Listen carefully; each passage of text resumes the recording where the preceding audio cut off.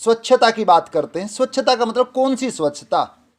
मेरे तन की स्वच्छता, मेरे मन की स्वच्छता, या बाहर की स्वच्छता, या मेरे अंदर की स्वच्छता, है ना? जब हम इन सबको मिलाते हैं तब हम स्वच्छता की बात करते हैं। ठीक है, एक मैं आपको स्टोरी सुनाता हूँ। महाभारत का युद्ध खत्म हुआ, जब पांचों पांडव श्री कृष्ण के पास आते हैं और वो कहते हैं श्री कृष्ण जी महाराज बड़ा बुरा हुआ, अनर्थ हुआ। कहते ये तो कुछ भी नहीं हुआ, आप आगे आने वाले टाइम में देखना फिर क्या होगा। तो कहते इससे बुरा क्या होगा, जब हमारे सारे रिलेटिव सारे लोग मारे गए और आप कह रहे इससे बुरा होगा। उसने कहा कि तुम पांचों पांडव अलग अलग डायरेक्शंस में जाना, चारों में, और कुछ डे टू डे लाइफ में नहीं होता ऐसा कुछ देखो तो बताना। पहली डायरेक्शन से आते हैं, उन्होंने कहा श्री कृष्ण महाराज हमने देखा हंस है जो वो मांस खा रहा था, इसका मतलब क्या निकाले? उसने कहा इसका मतलब ये है आगे आने वाले टाइम में जो सज्जन लोग हैं वो अपनी सज्जनता को छोड़ देंगे। दूसरी डायरेक्शन से आए, वो बोलते हैं अब हमने देखा कि 3 घड़े थे, पहला घड़ा पानी का भरा हुआ, 2 घड़े खाली है, कायदे से पानी नज़दीक वाले दूसरे में जाना चाहिए था लेकिन तीसरे में जा रहा था, इसका मतलब क्या? उन्होंने कहा इसका मतलब ये है आगे आने वाले समय में हम नियर एंड डियर को छोड़ करके दूर वालों की ज़्यादा परवाह करेंगे। और आप अपना अपना मोबाइल खोल के देख लेना, व्हाट्सएप कितने माँ बाप को किए, कितने दूर वालों को किया आपने। आपकी हरकतों का पहले से ही श्री कृष्ण महाराज को पता था।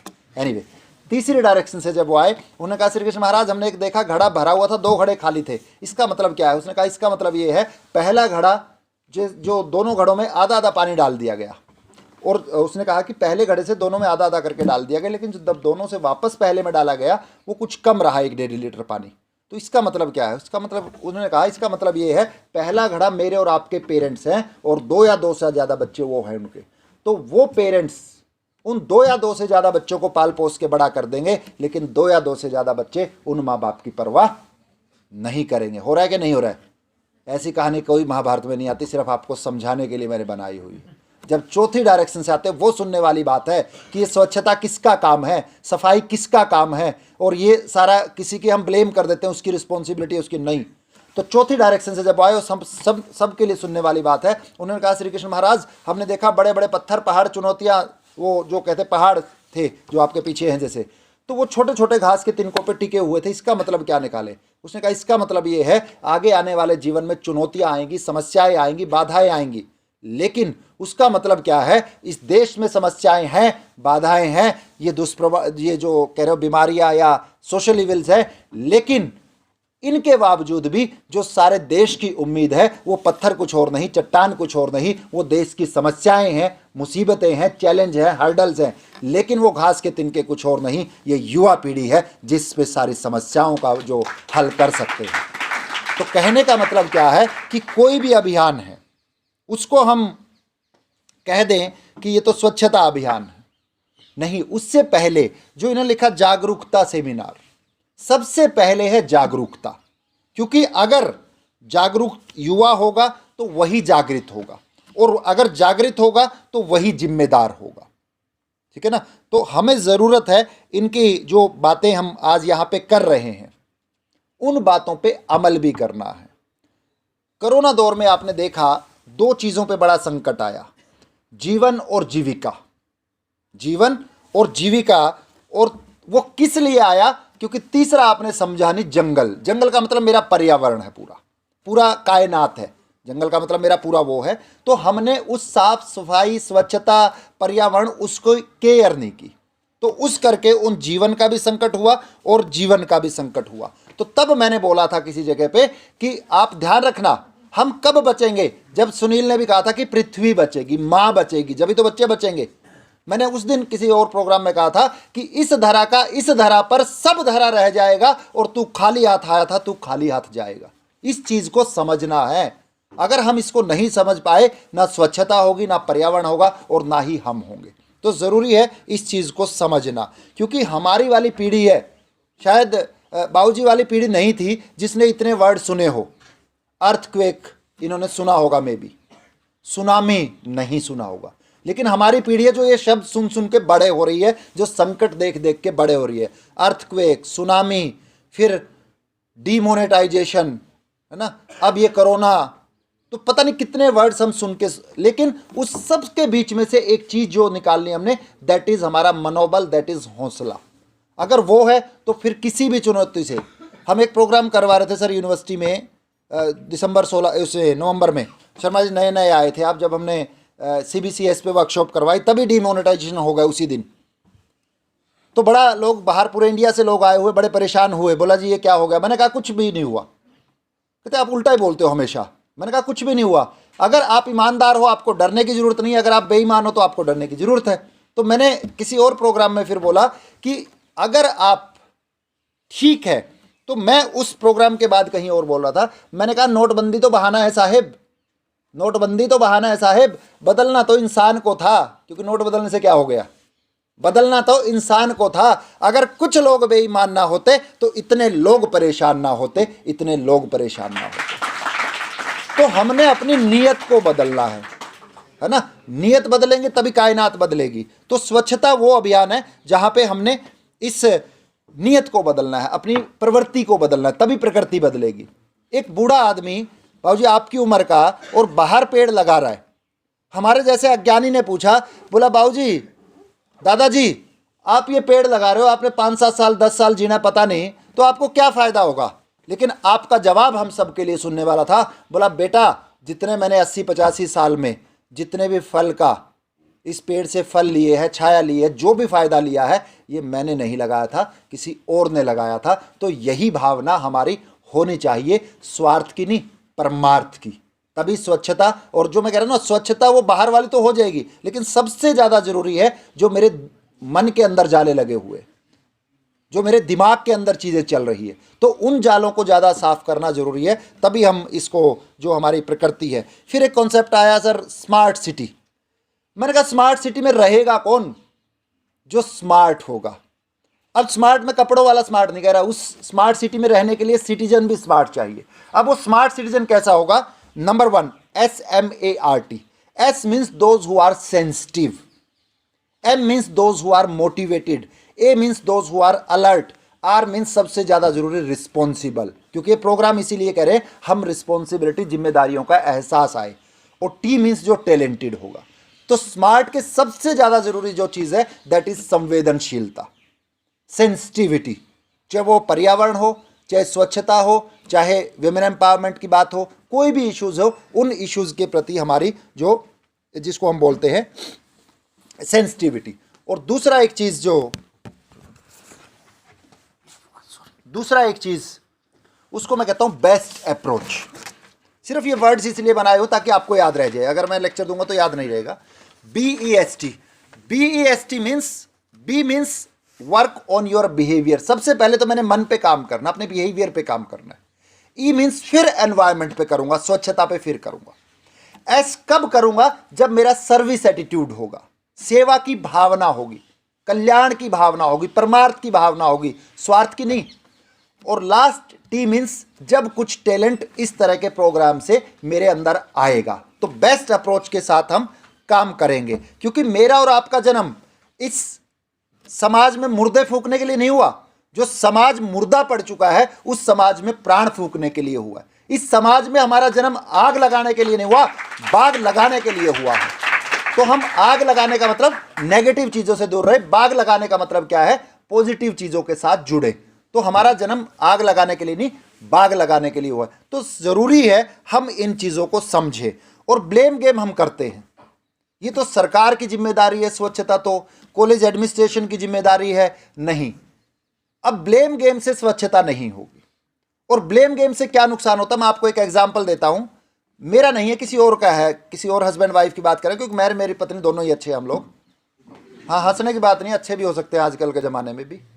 और बनाए भी हैं, मैंने बनाए भी है। क्योंकि मैं पहले वर्कशॉप करवाता था, हस्बैंड वाइफ के रिलेशंस कैसे अच्छे रहे, जब मैं चंडीगढ़ पढ़ाता था।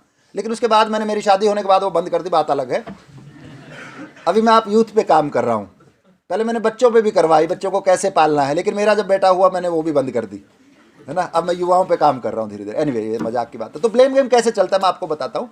हस्बैंड कहीं से इवनिंग में आते हैं थक हार के पूरे दिन, और सर्दियों का दिन है। वाइफ ने क्या किया कि थक हार के आए हैं, चलो इनके लिए चाय बनाती हूँ। चाय भी बना दिया और एक अंडे का आमलेट बना दिया। उसने, पति ने चाय भी पी, आमलेट भी खाया। लेकिन जिसने ब्लेम करना हो ना, सरकार ऐसी है, सरकार निकम्मी है, युवा ऐसे है, पढ़ाई ऐसी है, टीचर्स ऐसे हैं, तो ब्लेम गेम है। तो जिसने ब्लेम करना, उसने कहा कि आमलेट भी खाया, चाय भी पी, और क्या बकवास, आज तो सर्दी थोड़ी कम थी, मेरा तो आमलेट खाने का मूड नहीं था, भुजी खानी थी अंडे की। पत्नी ने अगले दिन क्या किया, चाय बनाई और भुजी बनाई एक अंडे की। पति ने चाय भी पी और भुज्जी भी खाई, फिर अगले दिन क्या बकवास, आज तो सर्दी थोड़ी ज़्यादा थी, मैंने तो भुज्जी खानी थी, मतलब खा भी लिया और ब्लेम भी कर दिया। तीसरे दिन पत्नी ने क्या किया, चाय भी बनाई, एक अंडे का आमलेट बनाया, एक अंडे की भुजी बनाई। पति ने चाय भी पी, आमलेट भी खाया, भुजी भी खाया। फिर तीसरे दिन जो ब्लेम गेम वाले हैं, उसने कहा क्या बकवास है, कहते आज क्या गलती हुई, कहते आज तो उन दोनों दिन से भी बड़ी गलती कर दी। कहते क्या हुआ, कहते जिस अंडे का आमलेट बनाना था उसकी भुजी बना दी, और जिसकी भुजी बनानी थी उसका। तो this is the blame game, ये उसकी जिम्मेवारी है, उसकी जिम्मेवारी नहीं। ब्लेम गेम से देश स्वच्छ नहीं होगा, ब्लेम गेम से स्वच्छ नहीं होगा, किसी की जिम्मेवारी नहीं है, सबकी जिम्मेवारी है। बेटी 3.5 साल की थी, डोरबेल बजती है, मैंने कहा बेटा देखना कौन आया है, जब मैं हिसार में रहता था। उसने कहा पापा कूड़े वाले आए हैं। मैंने उसी दिन कहा बेटा कूड़े वाले वो नहीं है, कूड़े वाले हम हैं, वो सफाई करने वाला है। तो हमारी ओरिएंटेशन कैसी होती है, हमने पर्टिकुलर किसी का लेडी घर में है तो लेडीज सफाई करेगी, नहीं, वो नहीं है तो उस फला लोग सफाई करेंगे, नहीं, ये सबका धर्म है, ये सबका कर्म है। तो कोई एक वर्ग विशेष का या कोई जेंडर जिसको हम कह रहे हैं लेडीज का या महिलाओं का, बहनों का, ये उनका काम नहीं है, ये सबका काम है। और चाहे वो इंस्टीट्यूशन है, मैं कल भी कह रहा था कि आपने इस सफाई में कुछ भी नहीं करना है, सिर्फ अपने 5-7 फीट के दायरे को साफ रखना है। वो 5-7 फीट का दायरा आपका कॉलेज भी हो सकता है, आपकी यूनिवर्सिटी भी हो सकती है, आपका घर भी हो सकता है, जहां आप काम करते हो वो भी हो सकता है, ठीक है ना। तो इतना ही है, इतना बड़ा अभियान नहीं है। लेकिन दिक्कत ये है हमने इसको जिम्मेवारी नहीं माना या किसी और की जिम्मेवारी मान लिया, और कोरोना का जो बढ़ने का कारण था उसका एक जो हमारे स्वच्छता ना रहना भी था। नो डाउट और भी दूसरे कारण थे, लेकिन उसमें एक कारण ये था। तो 3 चीज़ बड़ी इंपॉर्टेंट निकल के आई, 3 चीज़ इस कोरोना में निकल के आई। मैंने जब वर्ड बनाए, पढ़ाई, दवाई और तीसरा सफाई। तो अगर 3 चीज़ों का हमने ध्यान रखा होता तो शायद इतना नुकसान नहीं होता, लेकिन इतना नुकसान। और चौथी चीज़ फिर निकाला, पढ़ाई, दवाई, सफाई, और ज़रूरी है कमाई भी। कमाई का मतलब एज अ स्टूडेंट आपकी पढ़ाई, और हम जो जॉब वाले हैं उनके लिए भी, जो जीवन और जीविका जिसकी मैं बात कर रहा था, तो ज़रूरी है। लेकिन उसको मैं कहूँ सेवा भावना के साथ। मैं अगेन कह रहा हूँ कि उसको एक तरह से मेरी जिम्मेवारी मान के, परमार्थ की भावना, स्वार्थ की नहीं कहीं भी। आपने एक मूवी देखी होगी टाइटैनिक, सुनी होगी, मैंने नहीं देखी लेकिन मैंने सुना है। मैं स्टोरी पढ़ता हूँ या बोलने के लिए पढ़ता हूँ मान लीजिए। लेकिन उसमें क्या था, जब कोई जहाज़ डूबता है, 2 साहब हमारे पास एयरफोर्स के बैठे, नेवी के लोग, जैसे सिग्नल्स भेजते हैं वो, है ना। तो जब भी जहाज़ खतरे में होता है तो सिग्नल्स भेजते हैं। तो ऐसा ही टाइटैनिक में ने भी किया। तो जब सिग्नल एक उससे 5-7 माइल बोलते हैं उसको, समुद्र में जो मापते हैं, तो 5-7 माइल की दूरी पे एक जहाज़ था जिसका नाम था कैलिफोर्नियन। तो उसको सिग्नल मिले, लेकिन उसके लोग जो थे वो इलीगल एक्टिविटी में लगे हुए थे। उन्होंने सोचा वहाँ जाएंगे तो फंस जाएंगे, तो अपना वो धर्म नहीं सोचा सेवा का। दूसरा जहाज़ था जिसका नाम था सैमन। तो सैमन जहाज़ के लोग, वो 15-20 माइल की दूरी पे था, उसको भी सिग्नल मिला। उसने कहा वहाँ जाएंगे, मैं तो दूसरी डायरेक्शन में, इतने जाएंगे रात हो जाएगी, रात में कर नहीं पाएंगे, कुछ बचा नहीं पाएंगे, मतलब अपनी सहूलियत को देखा, वो भी नहीं जाता है। लेकिन तीसरा जहाज 50 माइल से भी ज़्यादा दूरी पे बताते हैं, कारफेतिया उसका नाम था। तो तीसरा जो जहाज था वो 50 माइल से भी ज़्यादा दूरी में था और अपोजिट डायरेक्शन में जा रहा था। जबकि उस Robert was the name of that captain. तो उसने, रॉबर्ट ने, वो जहाज मोड़ता है, और जब तक वो पहुंचा, देर तो हो चुकी थी, लेकिन कहते हैं लगभग 700 यात्रियों को बचा पाया। So that should be the attitude कि मेरा अपना गांव, मेरा अपना कॉलेज, मेरा अपना समाज, मैं सहूलियत नहीं देखूंगा, मैं सहूलियत नहीं देखूंगी, मैं मेरा फ़ायदा नहीं देखूंगा, मेरा फ़ायदा नहीं देखूंगी। उस स्वच्छता से, उस पर्यावरण संरक्षण से मेरा तो फ़ायदा होगा ही होगा, लेकिन जो मेरा गांव है, मेरा शहर है, मेरा मोहल्ला है या मेरा समाज है, उसका भी फ़ायदा होगा। और हर जिम्मेवारी के लिए पड़ोसी को जिम्मेदार ठहरा देना, है ना। परमाणु है तो पाकिस्तान जिम्मेदार है ना, पॉपुलेशन, पोल्यूशन। लेकिन ये जो पर्यावरण है और स्वच्छता है, उसमें तो हमें ही अपनी जिम्मेदारी लेनी पड़ेगी, है ना। उसमें हमें जिम्मेदार बनना पड़ेगा। और हमें उसके लिए, मैं अक्सर कहता हूँ, हमें सिपाही नहीं बदलने, हमें हथियार बदलना है। हमें मुसाफिर नहीं बदलने, हमें रास्ता बदलना है। हमने विद्यार्थियों को नहीं बदलना, कॉलेज, स्कूल या पढ़ाई का सिस्टम बदलना है। और सबसे ज़्यादा हमें युवा नहीं बदलने, युवाओं की नीयत बदलनी है। क्योंकि नीयत अगर ठीक होगी तो नियति अपने आप ठीक हो जाएगी। नियति का मतलब प्रकृति, कायनात। अगर स्वच्छता हम रखेंगे तो ज़रूरी है कि आप इस प्रोग्राम से, वो चाहे आरपीएस ग्रुप हो चाहे अनिल कौशिक जी हो, मैं कहता हूँ इस दौर में भी हौसला दिया है। मैं आप सब के लिए, दोनों के लिए कह रहा हूँ, आरपीएस और अनिल कौशिक साहब के लिए, कि माना कि तेरे पास खाली गिलास है, माना कि तेरे पास खाली गिलास है, लेकिन इतनी तो तसल्ली रख कि तू सुराही के पास है, सुराही कुछ और नहीं। ये लोग हैं जो हमें हिम्मत दे रहे हैं इस कठिन दौर में भी। तो सुराही कुछ और नहीं, आप है दोनों का। 15 मिनट जी।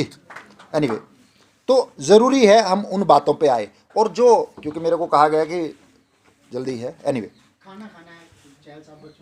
ओके, तो किसी भी प्रोग्राम का मकसद होता है, जो मैं कह रहा हूं मेरे से पहले सबने कहा, लेकिन उसका फ़ायदा तब होगा जब इस सेमिनार हॉल तक ये बात ना रहे। सेमिनार हॉल के बाद आपके गली मोहल्ले, आस पड़ोस, पूरे देश में फैले, तब फायदा है। तो 3 I's are very important in any मुहिम, in any program. 3 I's means, first is information, आपको इन्फॉर्म कर दिया प्रोग्राम है। सेकेंड आई इज इंस्पिरेशन, आपको प्रेरित कर दिया ये काम करना है। But third I is very important, वो आपने करना, दैट इज इम्प्लीमेंटेशन। इम्प्लीमेंट तो आपने करना ना। अब ये कब होगा? जब इस तरह के युवा, जब इस तरह के अगुवा हमारे आगे आएंगे। तो यूथ कौन है? जो लीड करता है। लीडर कौन है? जो लीड करता है। तो लीडर्स में 3 क्वालिटी है। नंबर 1, नो द वे, आपने जान लिया, गो द वे, आप उसको करिए, and third, that is very important, show the way, तीसरों को दिखाइए रास्ता, है ना। तो जरूरी है हमारा मकसद क्या हो कि देश स्वच्छ बने, देश सुदृढ़ बने, देश सुंदर बने और देश समृद्ध बने। लेकिन ये हमारा मकसद एक ही है सबका। मेरी जाति क्या है, मेरा धर्म क्या है, मेरा काम क्या है, मेरा कर्म क्या है, उससे कोई फर्क नहीं पड़ता। लेकिन मकसद क्या है? राष्ट्र, देश, देश और हिंदुस्तान कह लीजिए, वो किस तरह से अच्छा बने। तो हम कहीं से भी आते हैं, किसी बैकग्राउंड से आते हैं, है ना। कोई भी अभियान है, स्वच्छता है, पर्यावरण संरक्षण, कोई भी अभियान है, लेकिन मेरा देश पहले आना चाहिए, देश आगे रहना चाहिए, वो मेरे स्वार्थ से ऊपर रहना चाहिए। तो वन के पंछी अनेकों पर ठिकाना एक है। बैकग्राउंड अलग हो सकती है, वन के पंछी अनेकों पर ठिकाना एक है, सबकी भाषा अलग अलग पर तराना एक है, और यदि दिल में उमंग सारा जमाना एक है। हम शिकारी भिन्न भिन्न लेकिन निशाना एक है। निशाना क्या है? राष्ट्र, स्वच्छ राष्ट्र, सुदृढ़ राष्ट्र, समृद्ध राष्ट्र। तो वो निशाना होगा तो मैं कह सकता हूं, मैं इसलिए आपसे इतनी बातें कर रहा हूं क्योंकि सारी उम्मीद मेरी युवाओं से होती है। मैं पूरे भारतवर्ष में और विदेश में भी यही बात कहता हूं कि युवाओं से उम्मीद है। और मैं नहीं कह रहा, गालिब साहब ने बहुत साल पहले कहा था आपके लिए, हमारे, चलो रिलीजन की मैं बात नहीं कर रहा, लेकिन हमारा एक, हर रिलीजन में होता है, मैं मेरे तीर्थ स्थान उन पे जाऊं, मुस्लिम भाइयों का, सिख भाइयों का, हिंदू भाइयों का, सबका होता है, हम अपने अपने। तो मुस्लिम भाइयों का होता है कि मक्का मदीना एक बार लाइफ में जाया जाए। तो गालिब साहब को मक्का मदीना जाना था, लेकिन गरीब परिवार से आते थे। उन्होंने कहा दोस्तों से, मैं जाना चाहता हूँ लेकिन परिवार, पैसे नहीं है। तो उनके दोस्तों ने धन का ढेर इकट्ठा कर दिया। तब उनके मुंह से निकला कि इंसान जब इतने अच्छे हैं तो मक्का मदीना जाके क्या करना है। तब उन्होंने अपने दोस्तों के लिए कही, मैं इस युवा पीढ़ी के लिए कह रहा हूँ, उनका सपना मक्का मदीना जाना था। हमारा सपना क्या है? हमारे देश को स्वच्छ, सुदृढ़, समृद्ध और जिसको कहते हैं अच्छा राष्ट्र बनाना है। तो उन्होंने उनके लिए कहा था, मैं आपके लिए कह रहा हूँ। उन्होंने कहा था कि दोस्तों की मोहब्बत से दिल घबरा रहा है, जो कभी था सपना वो हकीकत नजर आ रहा है। माना कोसों दूर है मदीना, मंजिल अभी दूर है स्वच्छता की और बड़े बड़े अभियान है। माना कोसों दूर है मदीना, पर मदीना यहीं से नजर आ रहा है, पर मदीना यहीं से नजर आ रहा है। तो यही है कि हम जब तक